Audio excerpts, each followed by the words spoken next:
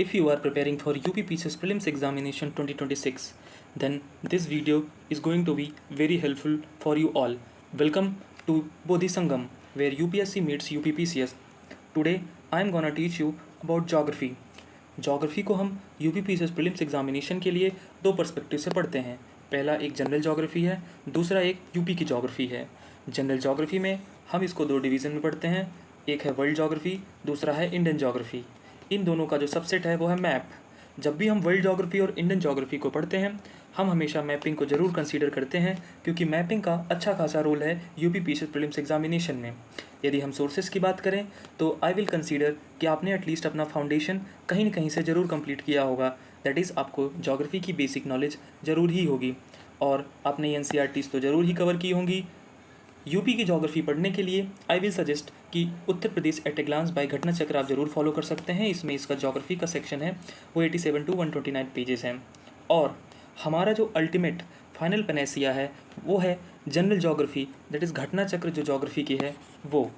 Last 10 year के PYQs को analyse करने के बाद दो सेक्शंस में हम लोगों ने डिवाइड किया है, एक इंडिया के मैपिंग वाले सेक्शन को, एक वर्ल्ड ज्योग्राफी वाले सेक्शंस को। आज हम लोग इंडिया के मैपिंग वाले सेक्शन को देखेंगे, जिसमें इंडिया के मैपिंग वाले सेक्शन में हमने पॉइंट आउट किया कि माउंटेन से रिलेटेड, पासेस से रिलेटेड, रिवर्स के ओरिजिन, उसके ट्रिब्यूटरीज़, डिस्ट्रीब्यूटरीज़ और वो अपना जो रिवर वाटर है वो बे ऑफ बंगाल में ड्रेन करता है या फिर अरेबियन सी में ड्रेन करता है, इसके बारे में नॉलेज, नेशनल पार्क्स के बारे में, वाइल्ड लाइफ सेंचुरीज़ के बारे में, टाइगर रिजर्व्स के बारे में, मिनरल्स की रैंकिंग वर्ल्ड और इंडिया के स्टेट वाइज, इन सब के बारे में अधिकतर पूछ रहा था।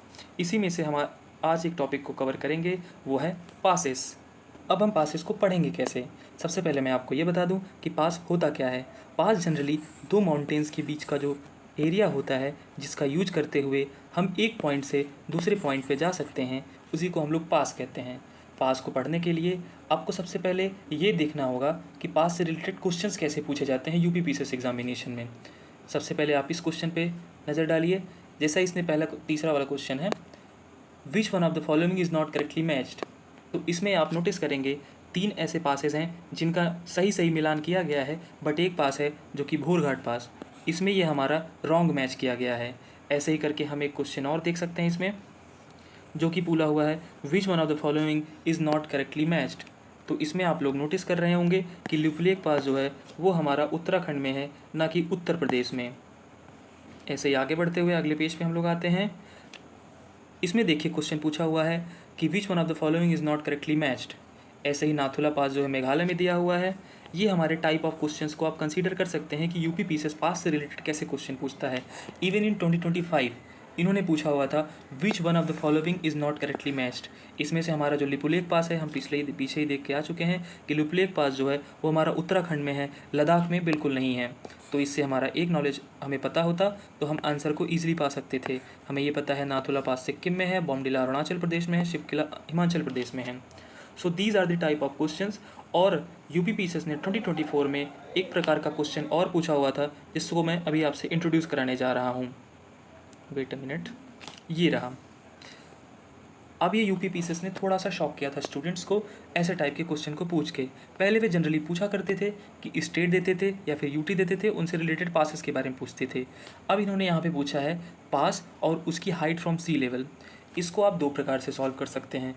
एक तो आपको डायरेक्ट नॉलेज हो कि कौन सा पास कितनी हाइट पर सिचुएटेड है। दूसरा तरीका है ऑप्शंस का यूज करके। अब ऑप्शन का यूज करके आप इस क्वेश्चन को कैसे सॉल्व कर सकते थे, इसको मैं आपको बताऊंगा वीडियो के एंड में।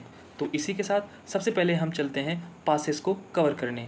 पासेस को पढ़ने से पहले मैं ये कंसीडर करूंगा कि आपको इंडिया के स्टेट्स और यूनियन टेरिटरीज़ के बारे में, उनके लोकेशन के बारे में जानकारी होगी।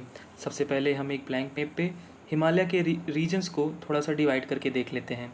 हमारा नॉर्दर्न रीजन में ट्रांस हिमालय लोकेटेड है, उसके हल्के से सदर्न रीजन में ग्रेट हिमालय लोकेटेड है, उसके सदर्न रीजन में लेसर हिमालय लोकेटेड है, और उसके सदर्न रीजन में शिवालिक, यानी ट्रांस, उसके बाद फिर ग्रेट हिमालय, फिर लेसर हिमालय, फिर हमारा आता है शिवालिक। ये हमारे नॉर्थ ईस्टर्न रीजन में नॉर्थ ईस्टर्न माउंटेन्स हैं। अब इसके बाद से फिर चलते हैं हम लोग पासेस पे। सबसे पहले मैं आपको जम्मू कश्मीर और लद्दाख वाले रीजन के पासेस से इंट्रोड्यूस कराऊंगा। हम लोग एक स्टोरी को इमेजिन करते हैं। मान लीजिए एक लड़का है और वह नया नया आर्मी में ज्वाइन करता है और वो लड़का जम्मू कश्मीर का रहने वाला है। तो वो उसकी आर्मी में पोस्टिंग होती है श्रीनगर। जब वो जम्मू से श्रीनगर जाता है तो अपने घर से बहुत ही बन ठन के जाता है। बन ठन के यानी बनिहाल पास, जम्मू टू श्रीनगर यानी बनिहाल पास। वहाँ पे पहुँचने के बाद श्रीनगर से उसके जो सीनियर कमांडर होते हैं वो उसको कारगिल में लड़ाई के लिए भेज देते हैं। तो कारगिल में जब वो जाता है तो उसको बहुत सारी जोखिमों का सामना करना पड़ता है, यानी श्रीनगर टू कारगिल जो जिला पास बहुत सारी जोखिम का सामना करना पड़ता है। जब वह कारगिल से लेह की तरफ जाता है तो उसके बाद से फिर वहाँ पे उसको बहुत अच्छी अच्छी सीनरीज़ दिखती हैं, माउंटेन्स दिखते हैं। तो वो क्या करता है, अपना फ़ोन निकाल के फ़ोटोज़ खींचता है। तो कारगिल टू लेह फोटूला पास। और जब वह लेह से नुब्रा वैली की तरफ जाता है तो वहाँ पे बहुत सारी ख़रीदारी करता है। तो वहाँ पे लेह से नुब्रा वैली जाता है तो बहुत सारी ख़रीदारी करता है। वहाँ पे खारदुमला, जब वो कारगिल से अपने घर श्रीनगर या फिर कश्मीर वैली में आता है तो जो ख़रीदारी किए हुए सामान थे उसमें से एक पेंसिल भी था। तो कारगिल से कश्मीर वैली में पेंसिल्ला पास। और उसके बाद से फिर जब वह कारगिल से गिलगिट की तरफ जाता है तो उसको पीओके वाले रीजन को देख के बहुत ही ज़्यादा बुरा फील होता है। इसीलिए कारगिल से गिलगिट की तरफ जाते टाइम उसको बुरा फील होता है, यानी बुर्जिल पास। अब यहाँ पे हम एक और पास को देखेंगे, दैट इज़ मिंटका पास। मिंटका पास हम ऐसे याद करेंगे कि इंडिया, चाइना और अफ़गानिस्तान के ट्राई जंक्शन पे सिचुएटेड है। ये हमारा रहा मिंटका पास वाला रीजन। अब आते हैं हम अपने नॉर्थ ईस्टर्न रीजन पे। नॉर्थ ईस्टर्न रीजन के पासेस पे पढ़ने के क्रम में सबसे पहले हम सिक्किम के पास को पढ़ेंगे। सिक्किम में हमारे मेनली 3 पासेज हैं। हम इसको नाकुला, नाथुला और जिलेप्ला के फॉर्म में जानते हैं। अरुणाचल प्रदेश के पासेज में बमला, सेला, बॉमडिला, ये नॉर्थ टू साउथ एक क्रम है। इसमें हम लोग अरुणाचल प्रदेश के पासेस को ऐसे याद रखेंगे, पहला हमारा बमला है, दूसरा हमारा सेला है, तीसरा हमारा बॉमडिला है। अरुणाचल प्रदेश के थोड़ा सा नॉर्थ ईस्टर्न रीजन में एक और पास है जो कि चाइना और अरुणाचल प्रदेश वाले यानी चाइना और इंडिया के थोड़ा सा बॉर्डर पे है, दैट इज़ योंग्याप पास। योंग्याप पास वही रीजन है जहाँ से सिंटेक्शियल बेंड बनाते हुए अरुणाचल प्रदेश से हमारी ब्रह्मपुत्र रिवर इंटर करती है इंडिया के अंदर। ये हमारा दूसरा जो नेक्स्ट पास है वो है दिफू पास। दिफू पास हमारे ट्रांस-जंक्शन पे सिचुएटेड है, जो कि है म्यांमार, अरुणाचल प्रदेश और उसके बाद से फिर यानी इंडिया और फिर चाइना। अभी मैंने जस्ट आपको थोड़ी देर पहले बताया कि एक और हमारा जो पास है वो 3 कंट्रीज़ के ट्राई जंक्शन पे बसा हुआ है, उसे कमेंट सेक्शन में ज़रूर बताइएगा आप लोग। अगला हमारा पास है तुजू पास। तुजू पास हमारा सिचुएटेड है, ये हमारा नागालैंड है, ये हमारा मणिपुर है, मणिपुर और म्यांमार के बीच में। मैंने आपको अभी जो सब कुछ लर्न कराया है एक ट्रिक या फिर स्टोरी के फॉर्मेट में, ये वही सब नोट्स के फॉर्मेट में यहाँ पे लिखा हुआ है। अब आगे क्रम में हम लोग पढ़ते हैं हिमाचल प्रदेश के पासेस में। हिमाचल प्रदेश के पासेस को लर्न करने के लिए हम मेनली 4 पासेस को याद रखेंगे। पहला हमारा है बड़ा लाचला पास, दूसरा हमारा उसके सदर्न डायरेक्शन में सिचुएटेड है रोहतांग पास। अब आपको एक फैक्ट ये याद रखना है कि मनाली से लेह का जो रूट पड़ता है वो बड़ा लाचला और रोहतांग पास से होते हुए ही गुजरता है। अब यहाँ पे हिमाचल प्रदेश के ईस्टर्न डायरेक्शन में एक पास सिचुएटेड है, उसका नाम है शिवकिला पास। शिवकिला पास से हमारी सतलज रिवर गुजरती है और एक यहाँ पे पास सिचुएटेड है वो है कुंजुम पास। अब आते हैं हम लोग उत्तराखंड के पासेस के ऊपर। उत्तराखंड में मेनली हमारे 4 पासेज हैं जिनका नाम है माना, नीति, लंपियाधुरा और लिपुलेख पास।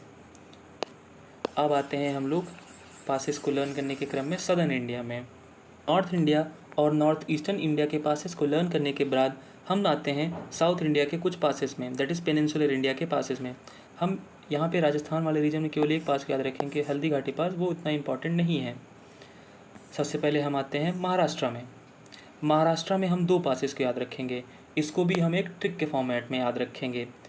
ये याद रखिए, आपको सभी को पता होगा कि मुंबई में डिब्बे वाला जो सर्विस है, टिफ़िन सर्विस है, बहुत फेमस है। तो एक है आदमी, वो सुबह सुबह पुणे से उठता है, यानी भोरे भोरे में उठता है और मुंबई अपने टिफ़िन सर्विस को ले जाता है। तो हम लोग ये याद रखेंगे, पुणे से मुंबई जाते हुए भोरघाट पास। कैसे याद रखेंगे? पुणे से मुंबई भोरघाट पास, क्योंकि वह भोरे भोरे में उठ रहा था। उसके बाद से फिर जब वह मुंबई से नासिक की तरफ जा रहा था तो वो जितनी सारी टिफ़िन ले गया था उसको थाली में सबको डिस्ट्रीब्यूट कर देता है। कैसे याद करेंगे? मुंबई से नासिक थालघाट, क्योंकि वो थाली में ले जा रहा था। अब इसको एक ही क्रम में याद करते हैं। 3 लोकेशंस हैं हमारी, दैट इज़ पुणे, मुंबई, नासिक। अब आप सभी अपने आँख बंद करिए और सोचिए कि पुणे से मुंबई जाते हुए कौन सा पास पड़ रहा था? भोरे घाट, भोर घाट पास, क्योंकि वो सुबह सुबह उठ के भोर में जा रहा था मुंबई अपना टिफ़िन पहुंचाने। और फिर मुंबई से नासिक थालघाट पास। अब आते हैं हम लोग अपने नेक्स्ट पास को लर्न करने के लिए। ये हमारे जो पासेज हैं इनका नाम है पालघाट पास, जिसको हम लोग पलक्कड़ गैप बोलते हैं, और दूसरा है शेनकुट्टा पास। ये हमारे पासेज तमिलनाडु और केरला के बॉर्डर पे सिचुएटेड हैं। सबसे पहले हम ये लर्न करेंगे कि तमिलनाडु और केरला के बॉर्डर पे कौन कौन से माउंटेन्स हैं। सबसे पहले हमारे यहाँ नॉर्दर्न डायरेक्शन में नल्लामलाई माउंटेन है। उसके बाद हमारा अनाईमुड़ी माउंटेन आता है और नीचे उसके आता है कार्डमम की पहाड़ियाँ। नल्लामलाई और अनाईमुड़ी पहाड़ियों के बीच में हमारा पाया जाता है Palghat gap, that is Palakkad gap. और अनाईमुड़ी और कार्डमम की पहाड़ियों के बीच में हमारा शेनकुट्टा गैप है। पालघाट गैप, शेनकुट्टा गैप, ये हमारे सारे पासेस अभी हम सबको लर्न हो चुके हैं। अब हम लोग चलते हैं, जैसा मैंने आप सभी को बताया था, क्वेश्चन को सॉल्व करने, जिसको मैंने स्टार्टिंग ऑफ द वीडियो में बोला था। ये वो क्वेश्चन है जिसको मैंने इस वीडियो के स्टार्टिंग में आप सभी से बोला था। At the end of the video I will teach you all how to solve this type of question. 2024 के PY 2024 में ये क्वेश्चन बहुत ही ज़्यादा बाउंसर पूछ लिया था, बट फिर भी I was able to solve this question. कैसे, मैं आप सभी को बताता हूँ। पहली चीज़ तो इसको हम एज ए नॉलेज याद कर सकते हैं कि जो हमारा पास है वो मैप बना के, कौन सा पास कहाँ पे सिचुएटेड है। बहुत सारे बच्चों को ये वाला मैप की अगर जानकारी नहीं होगी तो इसको हम ऑप्शंस का यूज करके सॉल्व कर सकते थे। कैसे? अगर आप सभी नोटिस करें तो इन ऑप्शन में एक पैटर्न है। जैसे कि सी वाले ऑप्शन में आप देखेंगे 2 2 2 लगातार पूछा हुआ है, तो मोस्ट प्रोबेबली चांस ये है कि सी को मैं 2 ही मारूंगा, क्योंकि ये 3 बार पूछा हुआ है, यहाँ पे दिया हुआ है। अब अगर आप डी वाले को देखोगे तो इसमें 2 बार 4 दिया हुआ है। तो अब अगर मुझे इसमें रिस्क लेना होगा तो मैंने ये फाइंड आउट कर लिया है कि या तो इसका आंसर ए होगा या तो इसका आंसर बी होगा। अब इसमें भी as per my knowledge of PYQ, जब भी मैं ए वर्सेस किसी और ऑप्शन में फंसता हूँ तो मैं हमेशा ए की तरफ जाऊँगा, जिसके चांसेस बहुत ही ज़्यादा सही रहते हैं, कि मतलब चांसेस रहते हैं हमारा सही हो जाएगा। ये मैं ऐसे ही अंदाजे से नहीं बोल रहा हूँ, इसको मैंने PYQs के बहुत सारे क्वेश्चंस में अप्लाई किया है, उसके बाद ही फाइंड आउट किया हुआ है। यदि आप यूपी पीसीएस के ऐसे ही टफ क्वेश्चंस को अपकमिंग एग्जामिनेशन में सॉल्व करना चाहते हैं तो I will suggest you to join our upcoming course, that is starting from the 1 August.